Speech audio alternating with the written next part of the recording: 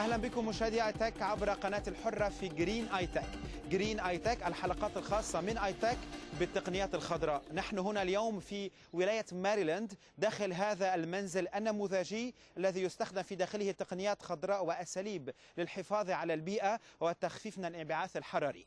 مايك تدول هو صاحب هذا المنزل وناشط في هذا المجال، سنلتقي به هنا مع كل التفاصيل. قبل ذلك كالعادة نتواصل دائما عبر بريدنا الإلكتروني iTech@alhurra.com. يمكن مشاهدة هذه الحلقة وحلقات أخرى من iTech على موقع القناة www.alhurra.com بالدخول إلى حيز الأرشيف المصور في موقع، وأيضا على youtube.com/الحرة. والآن يمكن تتبع أخبار iTech على twitter.com من خلال iTech Show على تويتر.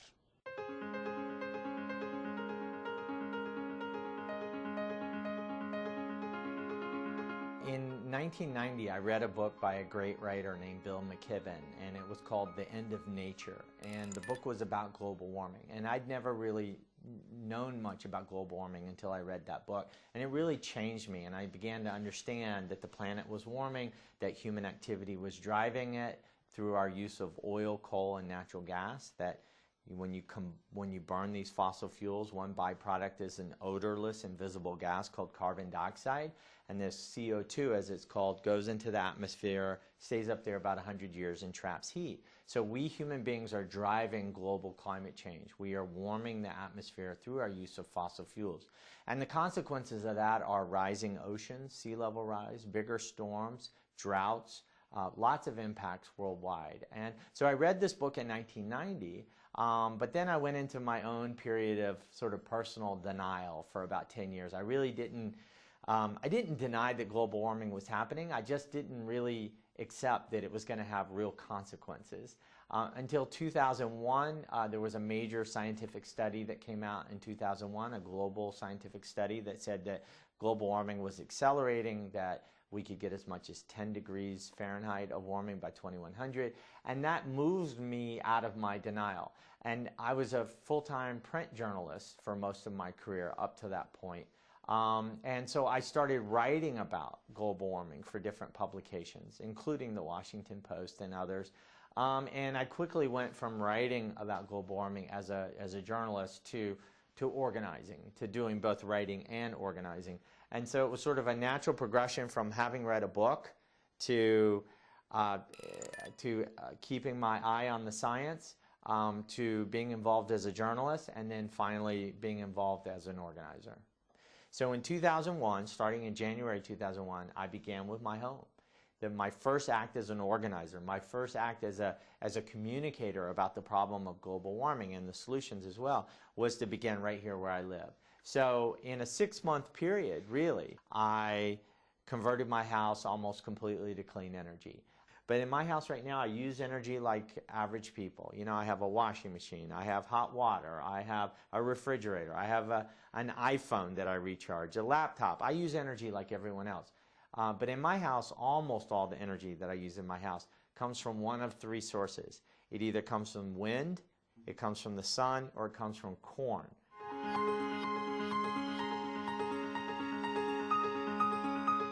Well, this is actually how I heat my home. This is a corn burning stove. So imagine a wood stove where you have a flame. It's warm outside now, so I don't have my heating system on. But in the winter, you would see a nice, beautiful flame like a fireplace right here, and it's actually burning corn kernels. This automatically feeds corn kernels into the fire pit, and this is how I heat my house, is with corn kernels. These corn kernels give off a lot of heat when they burn. They're raised by a farmer within 40 miles of here, and it's organically fertilized with turkey manure.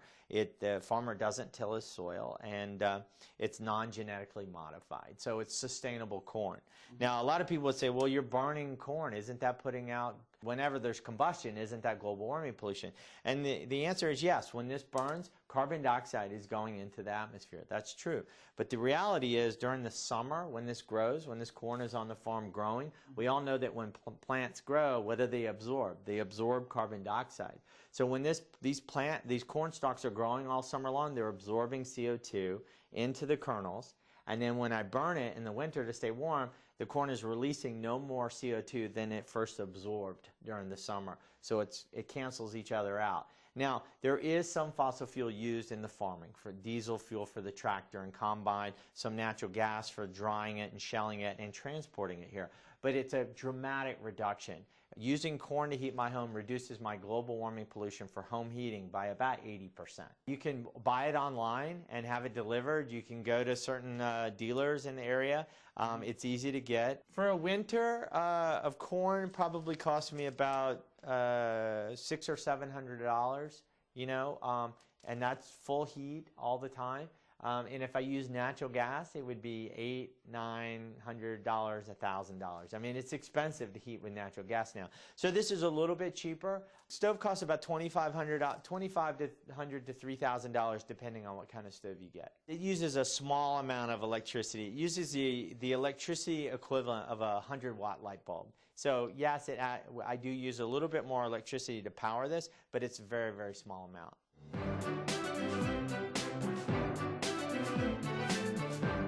We have here sort of our entertainment center. We have a TV, VCR, stereo, and cable box right here. Now, in the typical American house, you'll have a TV on, then you'll turn the TV off, but you'll still see a glowing light right here, which means this thing is using electricity all the time, unnecessarily, right?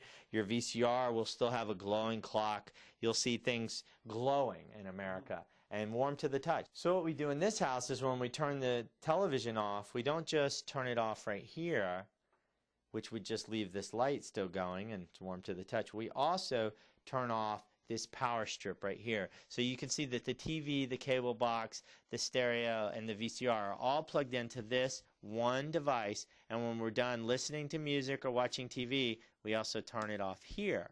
And so what that does is you no longer see the glowing light. This is no longer warm to the touch, and everything really is asleep, and we're not wasting energy. And that alone, by using these power strips through our house, saves us about 20% of our electricity. America wastes enough electricity through cable boxes alone equal to the amount of electricity that Chicago, the whole city, uses annually. So this is a big problem. This is how we've solved it.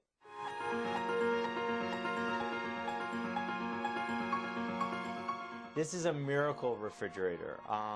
First of all, I just want to show you that it's working hard. I mean, we have ice cream, we have ice. It's a normal refrigerator. There's the freezer, and here we have all our food. So it's spacious, it's working hard, it's getting the job done. But this refrigerator uses the electricity equivalent of a 50-watt incandescent light bulb. I mean, this thing sips electricity. It's barely using any electricity. So if it does all that work that you just saw, a normal refrigerator, and it barely uses electricity, it must cost $10,000 and it was designed for the space shuttle or something. But no, this refrigerator, you could go to Sears right now, a very common appliance store in America, and buy this refrigerator. This one cost me about $750. I bought it in 2001, and I've already saved all my money and more. So this is putting money in my pocket because the refrigerator is one of the largest users of electricity in the typical American home. And most refrigerators in a typical home are 15, 20, 25 years old. They're very inefficient, and they're costing money. Most people say, you know, efficiency is not that sexy. When people first think of, oh, I got to do something about global warming at my home, they think, I need solar panels. I need to put solar panels on my roof. But the reality is this refrigerator avoids as much electricity use as all the solar panels on my roof generate. In other words, this refrigerator by itself does as much to help me personally fight global warming as all the solar panels for electricity on my roof. This costs a lot less, it's simpler, it's easy to do. So the point is efficiency, even though it's not very sexy, is dramatic in terms of fighting global warming. You could go to any appliance store in America and say, I want an energy efficient, Energy Star refrigerator. The government has a program, and I used to have a little, here it is, a program called Energy Star. And if you see this label on a refrigerator, or you just ask for the Energy Star appliance in America, they will take you to a refrigerator like this. Now it costs a little bit more money, but you get it back in reduced electricity use, so it pays for itself.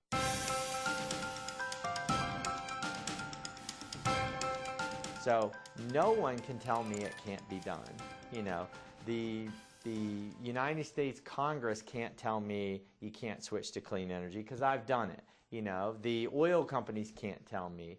You know, Saudi Arabia can't tell me it can't be done. Whoever it is out there who's saying we can't do it, I hold up my home as testament that it can be done. And if it can be done in one house, it can be done in a town. If it can be done in a town, it can be done in a country. And if it can be done in a country, it can be done worldwide. So I began with my home.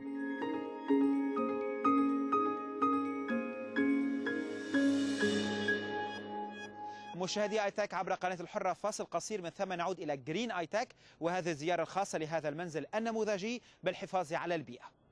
تشاهدون آيتاك عبر الحرة والحرة.com ويوتيوب.com/الحرة. والآن تابعوا آخر أخبار آيتاك من خلال آيتاك شو على تويتر.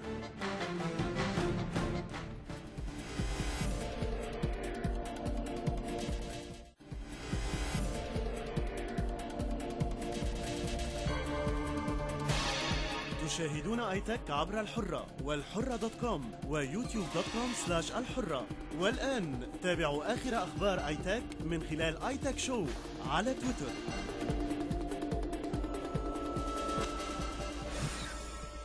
مشاهدي آيتاك عبر قناة الحرة، نعود إليكم إلى جرين آيتاك، إلى هذه الزيارة الخاصة لهذا المنزل النموذجي بالتقنيات والأساليب للحفاظ على البيئة.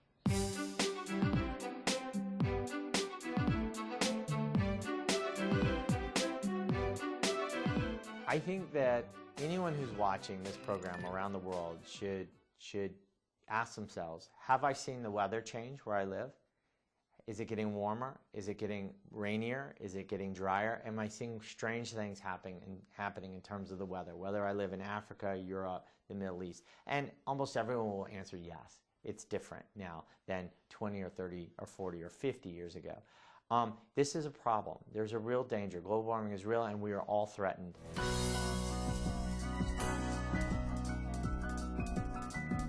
Yeah, this is just an energy-efficient light bulb. It's called a compact fluorescent light bulb, or a CFL.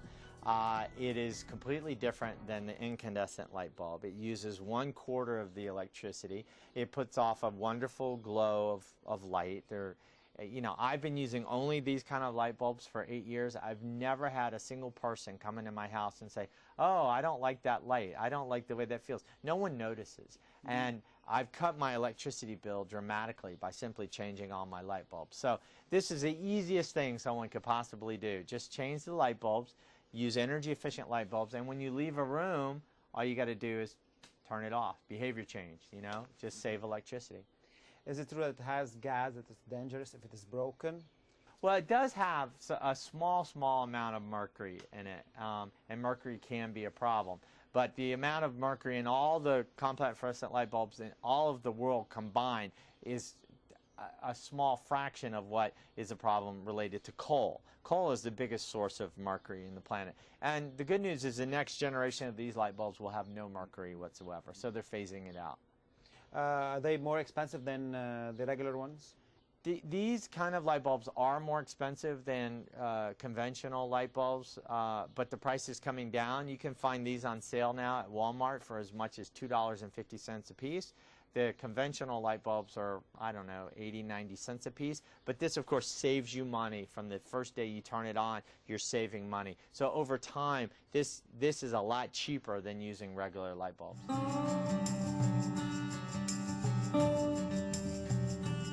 Well, this is all solar technology on the roof. All that stuff that looks like windows and glass, that's all solar technology. The flat, black, darker colored panels are for electricity. The rectangular, lighter colored panel on the very top is for hot water. The hot water system at the very top there, basically the sunlight goes through those windows, is trapped. We pump water up from the basement up there. It runs through some coils, gets really, really hot, comes back down, comes out of the shower. That's how that works. The electricity panels, basically the sunlight strikes that glass. It creates a system of electrons that are then grouped into a current, and it makes electricity. So you have both solar hot water and solar electricity. I installed it all in 2001. And it's all been working without any maintenance whatsoever since then. I've had zero problems. So I was able to do both of those, the hot water and the solar electricity, for less than $5,000. Solar is expensive. Solar electricity panels especially are expensive. The number one thing people can do if they want to take action on global warming, the first thing they should do is not install solar panels. The first thing they should do is change their light bulbs, get a new refrigerator, change your behavior, turn out lights, get power strips. You do all that. Once you've done all that, then you think about solar.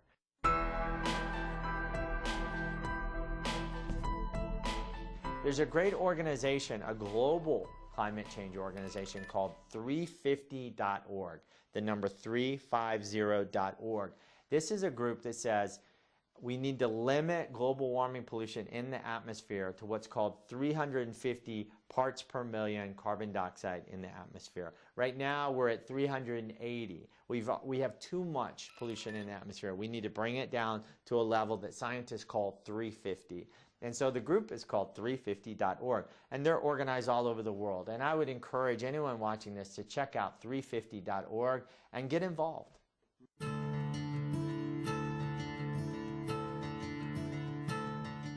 Yeah, this is my electricity meter. It's very common. Every house has one in America, except mine is different in that on sunny days, my meter runs backwards. That's because on sunny days, I'm creating more electricity than I need.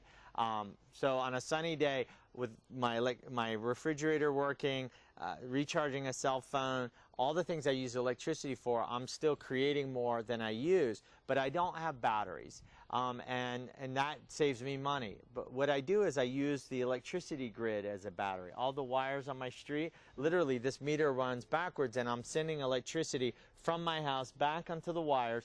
And on a sunny day, I'm powering my neighbor's refrigerator, and my neighbor across the street, I'm powering his light bulbs. And then at night, when the sun goes down and I'm no longer creating electricity on my roof, but of course I'm still using electricity, my meter starts to run forward again. So it runs backwards and forward all day long, and this is how I automatically and easily keep my account square with the utility.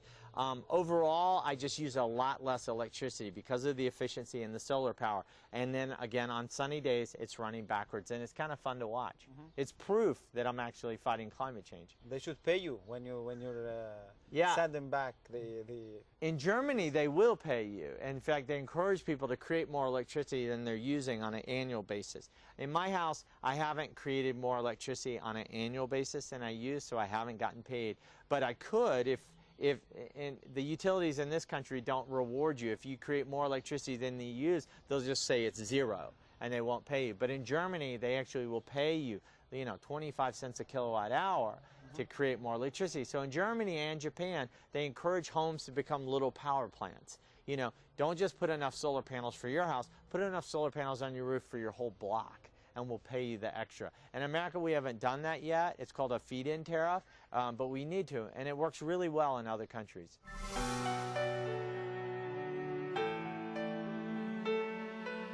Chesapeake Climate Action Network is an organization that I founded in 2002 to organize people. So not just me as a writer, not just me as a filmmaker, not just me in my home, but to invite other people to get organized. So that's grassroots organizing.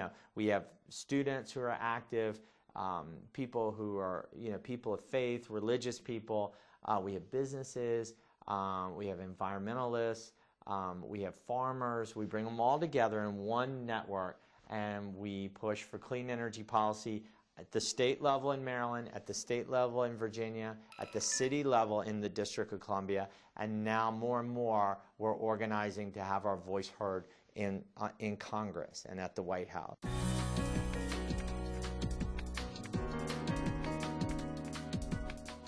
I also drive a hybrid Prius car that gets very good gas mileage. I walk and take the subway as much as I can. But also in my front yard, instead of having grass like the typical American lawn where you have to use a lawnmower and make pollution just taking care of your grass, I've converted my front yard to native plants. And by native plants, I mean all the plants in this yard are from this state of Maryland. They are native here. They're not from Europe. They're not from far away. So they're very hardy. They don't take much pampering. They grow very well in this local climate. And you can see lots of flowering plants, all from April till November, something is flowering in this garden. This is all yours, right? All this, and these are Comparing all with the neighbors, you yeah, see, is they have grass, the and they have to mow it. They have to put fertilizer on it. I use no fertilizer here. These are all plants from around here. Native strawberries, native blueberries. We have a dogwood tree. I am a vegetarian because of global warming. It takes a lot of energy to raise farm animals for our table, for us to eat. It takes a lot less energy to raise vegetables for us. So by having a diet that's only plant-based, and I do eat eggs and I eat some dairy, some milk and cheese, but not much. But by having a primarily plant-based diet, I use less energy in my life. I mean, most people don't understand that worldwide, according to the United Nations, raising livestock in the world generates as much global warming pollution as all the world's transportation combined. So you take all the airplanes, all the cars, all the ships, all the trains, combine the pollution from those sources, and it equals the amount of pollution created just from raising animals for human beings to eat. So this is a global problem. I don't tell people to give up meat completely, but eat less. If you really want to do something about global warming, don't just change your light bulbs. Also consider a more plant-based diet.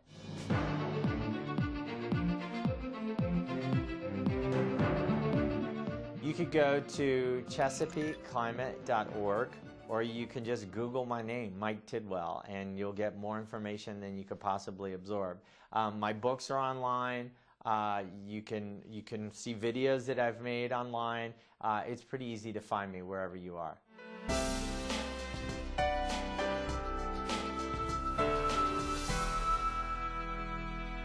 إلى هنا مشاهدي آيتك عبر قناة الحرة نأتي إلى ختام جرين آيتك. جرين آيتك هذا الأسبوع كان معكم في زيارة خاصة لهذا المنزل النموذجي بالتقنيات الخضراء، أساليب للحفاظ على البيئة والتقليل من الانبعاث الحراري. التقينا مايك تيدويل صاحب هذا المنزل وناشط في هذا المجال. الأسبوع المقبل نلتقي بكم من مكان آخر في العالم. إلى ذلك الحين نتواصل دائما عبر بريدنا الإلكتروني itech@alhurra.com. يمكن مشاهدة هذه الحلقة من آيتك وحلقات أخرى في أي وقت على موقع القناة www.alhurra.com وأيضا على youtube.com/الحرة. والآن يمكن تتبع أخبار آيتك من خلال آيتك شو على تويتر. شكرا لكم جميعا وإلى اللقاء.